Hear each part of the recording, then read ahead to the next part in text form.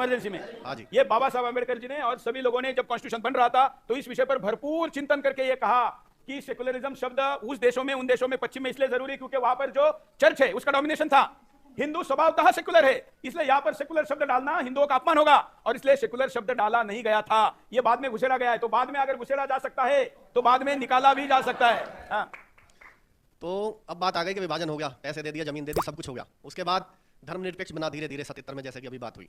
धर्म के हिसाब से अगर बात करें तो आरक्षण नहीं होना चाहिए हमारे संविधान के अनुसार भी, लॉ के अनुसार भी, और सरिया के हिसाब से भी देखा जाए, हम उनकी भी बात सुनते हैं, वो तो सब लोग बराबर है। सरिया में कहाँ ये चीज़ है कि आरक्षण जरूरी है? सब चीज़ सरिया के हिसाब से चलने दो, उनको कोई आरक्षण भी देने की जरूरत नहीं है और उन्हीं के हिसाब से लागू करना चाहिए। जो सरिया वो बहुत सी चीज़ों में बोलते हैं, आरक्षण में वो अपने आप ही सॉल्यूशन हो जाएगा आज की चीज़ का, कुछ बचा ही नहीं। ठीक है, ठीक है। सबसे पहले मैं सुदर्शन चैनल का दिल से धन्यवाद करता हूं कि उन्होंने ऐसा विषय चुना है जिसके बारे में कोई भी राजनीतिक पार्टी आज के परिवेश में हाथ भी नहीं लगा सकती है। मेरा पर्सनल अनुभव है, सुदर्शन का जन्म ही इस काम के लिए हुआ है। मैं आपके विचार से बिल्कुल सहमत हूं। जो कोई और मुद्दा उठाता नहीं, वो मुद्दा सुदर्शन चैनल उठाता है और इसलिए हमें मारने के लिए 1 करोड़ की सुपारी देने वाले आतंकवादी पकड़े गए हैं।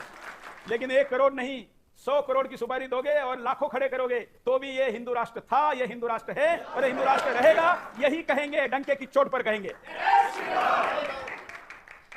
पहली बात, आरक्षण धर्म और जाति के आधार पर होना ही नहीं चाहिए, क्योंकि ये जो आरक्षण का बाबा साहब अम्बेडकर जी ने आरक्षण का जो संविधान बनाया था ताकि जो भी ये कमजोर वर्ग के लोग थे उनको आरक्षण मिले। लेकिन आज के युग में आप देखिए, मेरा अपना अनुभव बताता हूं मैं कि मेरे जो साथी थे उनके पिताजी 2 बार के एमएलए रह चुके, लेकिन एससी का सर्टिफिकेट लेके फ्री में एजुकेशन। हम हिंदुओं के अंदर के रिजर्वेशन पर कुछ नहीं बोलेंगे, हम उसका समर्थन करते हैं। हमारा विरोध इस्लाम के रिजर्वेशन को है। हाँ।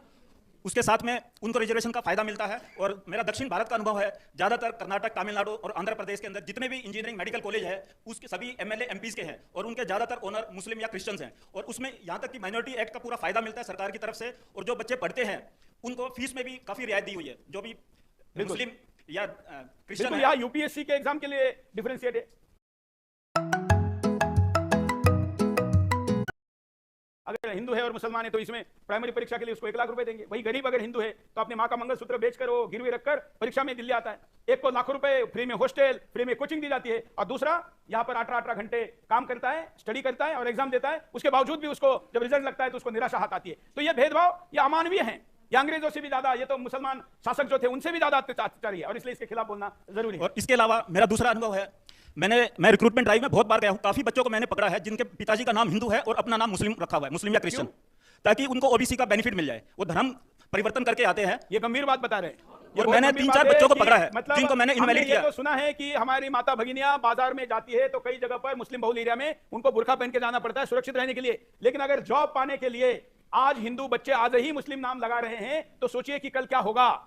अगर आरक्षण आएगा अधिकृत तौर पर तो फिर क्या होगा। अभी राज्यों के अलग अलग आरक्षण के आधार पर, ओबीसी वाले आरक्षण पर अगर इतना मुसलमान बनने के लिए हिंदू मजबूर हो रहा है तो सोचिए कि जब ऑफिशियल पूरा अलग से आरक्षण आएगा तो क्या होगा। हाँ। तो मैंने 2-4 बच्चों को ऐसा पकड़ा और ये मैंने मुद्दा अपने डिपार्टमेंट में भी भेजा ताकि सेंट्रल गवर्नमेंट इसके ऊपर कुछ कार्रवाई करे। लेकिन दुर्भाग्य की बात है ये मुद्दा वहीं दबकर रह गया। आप मुझे डिटेल देना, कार्यक्रम के बाद हम इस मुद्दे को उठाएंगे। और आप भी दर्शकों, जो लोग इस कार्यक्रम को देख रहे हैं, जब भी देख रहे हैं, टीवी पे देख रहे हैं, सोशल मीडिया पे देख रहे हैं, अगर आपके पास भी ऐसी कोई केस है जो नाम बदला है, मुस्लिम नाम इसलिए रखा है क्योंकि रिजर्वेशन बेनिफिट मिले, तो हमको वो नाम डिटेल अवश्य भेजिए, हम उस पर कार्रवाई करेंगे। हाँ। और इसके साथ साथ उनकी जनसंख्या भी बढ़ रही है। ठीक है।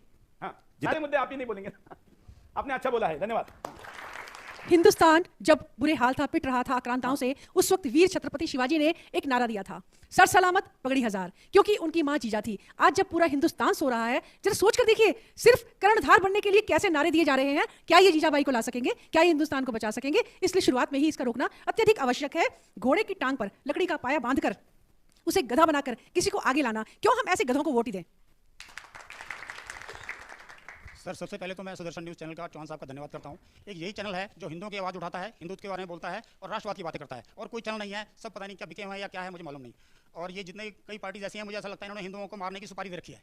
इनके सारे काम हिंदू विरोधी हैं। राम मंदिर का विरोध ये करेंगे और अब आरक्षण भी लागू करना चाह रहे हैं, जबकि संविधान इसकी परमिशन नहीं देता है। सिर्फ ये हमारे गरीब ओबीसी एससी एसटी के लिए लागू होना चाहिए था। और कर्नाटक में तो इन्होंने दे दिया है। एक मेडिकल कॉलेज में पोस्ट ग्रेजुएट की सीटें हैं जो इन्होंने 150 मुस्लिम कैंडिडेट्स को पीजी के लिए एडमिशन दे दिया है। और आंध्रा में भी ये इन्होंने लागू करने की कोशिश की है तो कोर्ट ने उनके लिए मना कर दिया है। तो मैं सबसे अपने सरकार से मेरी ये मांग है कि जितनी जल्दी हो सके इनकी जनसंख्या नियंत्रण कानून लाए। सख्ती से सख्ती कानून होना चाहिए। अगर सख्त कानून नहीं आया तो ये हमारा देश खा जाएंगे। बिल्कुल। जनसंख्या नियंत्रण कानून का कौन कौन समर्थन करता है? कैमरा जरा वाइड दिखाइए, दोनों बदल बदल के। चलिए, धन्यवाद। ये मैं बार बार इसलिए बता रहा हूं क्योंकि हम तो 17 से इस मुद्दे पे लगे हैं। आपको पता होगा हमने 9 करोड़ 86 लाख ऑलरेडी सिग्नेचर हो चुके हैं, अभी दोबारा ड्राइव चला के 10 करोड़ पूरा करके नई सरकार को हम देंगे।